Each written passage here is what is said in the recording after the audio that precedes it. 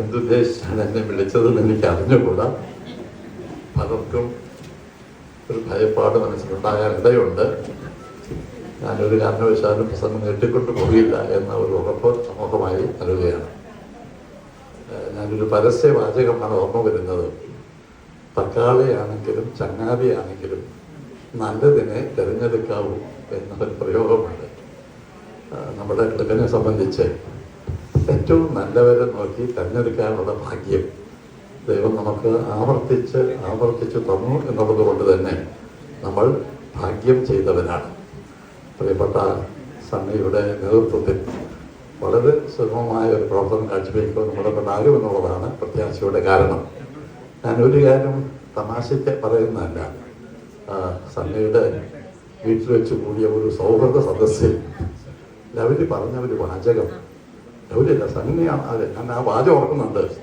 സണ്ണിയെ പറ്റി പറഞ്ഞിരിക്കുന്നത് you are so lovely A person എന്ന് സണ്ണിയെ പറ്റി പറയണമെന്നുണ്ടെങ്കിൽ എത്രയോ സന്തോഷമായിട്ടുണ്ട്. തിരിച്ച്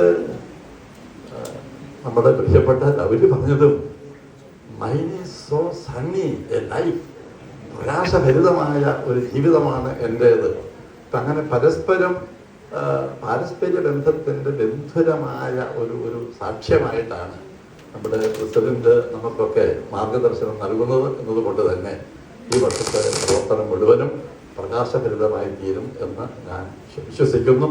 ഞാനിന്ന് വന്നത് ഒരു കളർ ഷർട്ടുമായിട്ട് വരാൻ നേരത്തെ എൻ്റെ ഭാര്യ പറഞ്ഞു, സണ്ണി പറഞ്ഞിട്ടുണ്ട് ഇന്ന് ഇരുളും വെളിച്ചവും തമ്മിലുള്ള മത്സരമാണ് നടക്കുന്നത്, പാൻസ് കറുത്തതായിരിക്കണം ഷർട്ട് വെളുത്തതായിരിക്കണം. എനിക്കത് അറിഞ്ഞുകൂടായിരുന്നു. ഞാൻ രണ്ടാമത് കയറിയിട്ടാണ് ഷർട്ട് മാറി വെളുത്ത ഷർട്ട് ഇട്ടത്.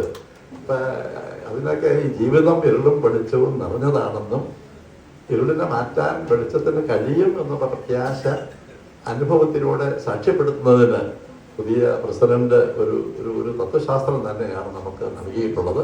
ഞാൻ ഈ പുതിയ ഭാരവാഹികളെ കാരണമായി ദൈവസമക്ഷം സമർപ്പിച്ച് പ്രാർത്ഥിച്ച് അവരെ അഭിനന്ദിക്കുന്നു. മറ്റൊരു കാര്യം, ഞാൻ ആദ്യം പറഞ്ഞ പരസ്യവാചകത്തിന് എൻ്റെ സ്വകാര്യ ജീവിതത്തിൽ ഞാൻ ഒരാളെ കഴിഞ്ഞ 5-8 വർഷക്കാലമായി ഒരു ദിവസം അവസാനിക്കുന്നതിന് മുമ്പ് അന്നത്തെ ദിനവൃത്താന്തം മുഴുവൻ വിളിച്ച് പറയുന്ന ഒരു വ്യക്തിയാണ് ഇന്നത്തെ മുഖ്യ അതിഥി, പ്രിയപ്പെട്ട പ്രൊഫസർ കെ ബാബു. ഞങ്ങൾ വിളിക്കുമ്പോൾ ബാബുശാൻ എന്നാണ് വിളിക്കുന്നത്, എന്നെ ബേബിച്ചായ എന്നാണ് വിളിക്കുന്നത്. പ്രായം ഞങ്ങൾക്ക് തടസ്സമായിട്ടില്ല. അതൊരു 8-10 വർഷക്കാലം ഒരു ദിവസവും പരസ്പരം ഒന്ന് ഫോൺ വഴി ബന്ധപ്പെടാതെ മുന്നോട്ട് പോകാൻ കഴിഞ്ഞിട്ടില്ല എന്നതൊരു വലിയ ഭാഗ്യമായിട്ടാണ് ഞാൻ കരുതുന്നത്.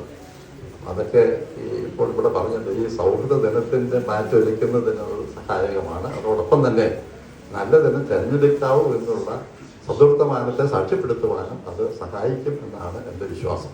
ഞാൻ ഒട്ടും വിശ്വസിക്കുന്നില്ല. ഇന്നത്തെ സമയം വളരെ വൈകിയതുകൊണ്ട് നമ്മളെ സംബന്ധിച്ച് നമ്മുടെ പ്രിയപ്പെട്ട ആഷ്ലി വന്നതൊരു ഭാഗ്യമായിട്ടാണ് ഞാൻ ഒന്ന് പ്രതീക്ഷിച്ചില്ല. കാരണം എന്താണെന്ന് വെച്ചാൽ വല്ലാത്തൊരു അവസ്ഥയിൽ കൂടി കടന്നു പോകുന്ന സന്ദർഭമാണിത്. ഇന്നലെ ഞാനൊരു നടന്ന വീട്ടിൽ വെച്ച് പ്രിയപ്പെട്ട ആഷ്ലിയെ കണ്ടു.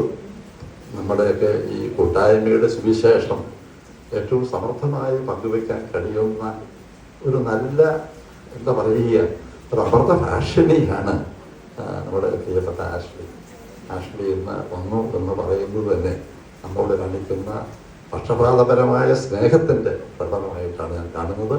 നമ്മെ എല്ലാവരെയും ദൈവം രക്ഷിക്കട്ടെ എന്ന് പ്രാർത്ഥിച്ചുകൊണ്ട് എൻ്റെ വാക്ക് അവസാനിപ്പിക്കുന്നു.